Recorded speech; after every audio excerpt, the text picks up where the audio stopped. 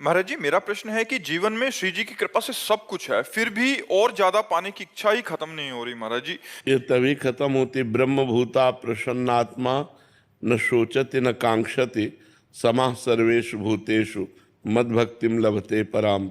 जब भक्ति के द्वारा ये परम लाभ प्राप्त किया जाता है, भगवान का अनुभव हो जाता है, ब्रह्म तत्व का अनुभव हो जाता है, तब सारी कामनाएं शांत हो जाती हैं। न सोचती न कांक्षती, न कोई सोच रह जाती है, न कोई चाह रह जाती है। अखंड प्रसन्नता, अखंड आनंद उसके हृदय में। अभी जो कुछ भी आप कह रहे हैं कि सब कुछ प्राप्त है, वो सब नाशवान आपको प्राप्त है, अविनाशी तो प्राप्त है नहीं। शरीर मरेगा, सब छूटेगा, कुछ नहीं रह जाएगा। न विद्या पढ़ी हुई रह जाएगी, न पद रह जाएगा, न बैंक बैलेंस रह जाएगा, न कोई दोस्त रह जाएगा। जब शरीर ही नहीं रहेगा तो कुछ नहीं रहेगा। तो इसीलिए मन असंतुष्ट है कि जो प्राप्त करना चाहिए वो अभी प्राप्त नहीं हुआ, और जो प्राप्त हुआ है वो हमारे काम का नहीं है। शरीर छूटने के बाद जो सब कुछ छूट जाएगा, फिर हमें अगली यात्रा में ये कुछ नहीं मिलेगा जो इस जन्म में कमाया, तो बेकार ही तो गया। जैसे हमको किसी ऐसे देश में भेजा जाए कि तुम्हें सब सुविधाएं मिलेंगी, खूब कमाओ, खूब खाओ, खूब परिवार सजाओ, यार मित्र दोस्त, कि यार इतनी मेहनत करें, इतना सब करें, और इसके बाद जब यहाँ से हम अपने देश लौटना चाहें तो कपड़े तक उतरवा लिए जाएं। वो यही देश है मृत्यु लोक। शरीर तक छीन लिया जाता है, कुछ नहीं पास रहता। यदि हमने भजन नहीं किया तो हम अपने देश नहीं पहुंच पाएंगे और हमको भटकना पड़ेगा, और इस देश का कुछ भी नहीं ले जा सकते। सुई की नोक पर कुछ नहीं ले जा सकते। पाप और पुण्य, ये दो कर्म ले जा सकते हैं, या भजन करके इन कर्मों का विनाश करके भगवत प्राप्ति कर सकते हैं। इसीलिए तब लग कुशल न जीव कहूं, सपने हो मन विश्राम, जब लग भजत न राम कहूं, शोक धाम तज काम। जब तक शोकों का धाम, कामनाओं का त्याग करके भगवान का भजन नहीं होता, तब तक स्वप्न में भी शांति और विश्राम प्राप्त होने वाली नहीं। इसलिए भगवान का नाम जप करो, अच्छे आचरण करो और परोपकार करो, दूसरों का हित करो। ये तुम्हें शांति प्रदान करेगा। रुपया, पैसा, पद, प्रतिष्ठा ये शांति प्रदान नहीं करते, ये तो और अशांति प्रदान करते हैं। यहाँ जो कुछ भी मिलता है वो सब अधूरा ही रहता है। कभी एक इच्छा थी कि अगर इतना होता तो हम सुखी, जब उतना हो गया तो होगा, इतना हो तो ठीक है। जब उतना हो गया तो फिर और इसका कभी विश्राम ही नहीं हुआ।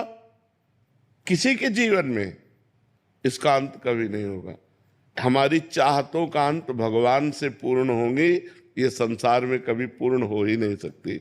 इसलिए नाम जप करो, भगवान का आश्रय ले लो, अच्छे आचरण करो, दूसरों को सुख पहुंचाओ, तो भगवान की कृपा से हृदय शीतल और शांत हो जाएगा। रीना दीक्षित जी, आगरा से। राधे राधे। राधे राधे महाराज जी। महाराज जी, मेरे मन में ये प्रश्न उठता है कि मोक्ष, मुक्ति और वैकुंठ में क्या फर्क है? इन सब में क्या श्रेष्ठ है? हाँ, वैकुंठ में भगवान का साकार रूप है, और भगवान के पार्षद विराजमान होकर दिव्य सेवा, उनके रूप रस का, लीला गुण का, उनकी महिमा का आनंद लेते हैं। और जो मोक्ष है वो जैसे तरंग समुद्र में लीन हो गए, अब खोजो तो उसका नाम रूप कोई पता नहीं चलेगा। समझ में आ रहे? वायु विकार के कारण समुद्र ही तरंग नाम से, और वायु विकार हटा तो समुद्र हो गया। तो ब्रह्म तत्व ही शरीराभिमान माया के कारण जीव कहा गया, माया हटी, वो ब्रह्म में लीन हो गया। वो हुआ मोक्ष, और ये हुआ भगवान के धाम जाना। वैकुंठ में गए भगवान के सेवक बनकर, अनंत काल तक उनकी सेवा, उनका रूप रस पान कर रहे हैं, उनकी लीला गुण में मस्त है। अनंत वैभव भगवान का, उस वैभव में वो दास आनंद लेता रहता है। न मरना है, न बुढ़ापा है, न बिछुड़ना है, सदैव सदैव के लिए आनंद। तो ये है साकार उपासना, और वो है निराकार उपासना। निराकार उपासना में मोक्ष है, साकार में भगवान की प्राप्ति है। जिग्नेश जी, अमेरिका से।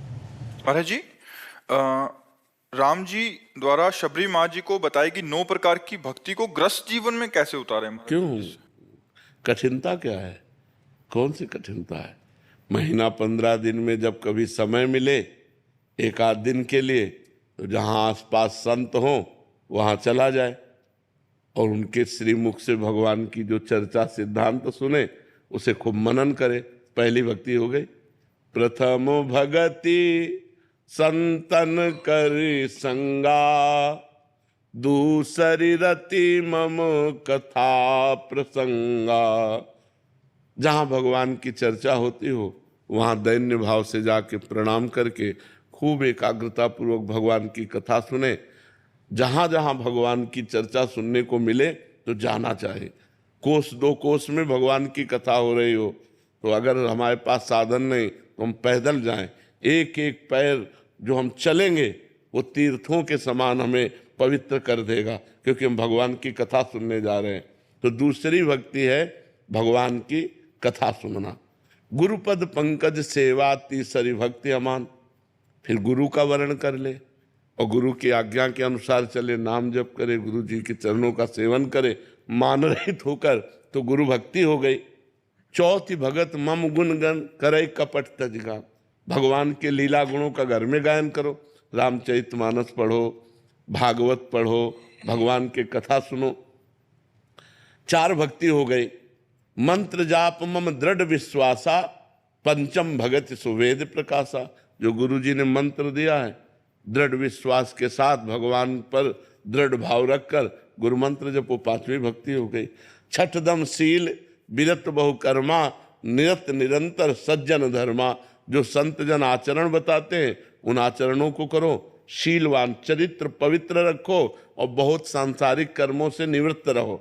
व्यर्थ के कार्य मत करो, जैसे गेम खेलना, ताश खेलना, नाना प्रकार की जो व्यर्थ के कार्य है उन प्रपंच से दूर रहो। अपना काम किया, भगवान का भजन किया,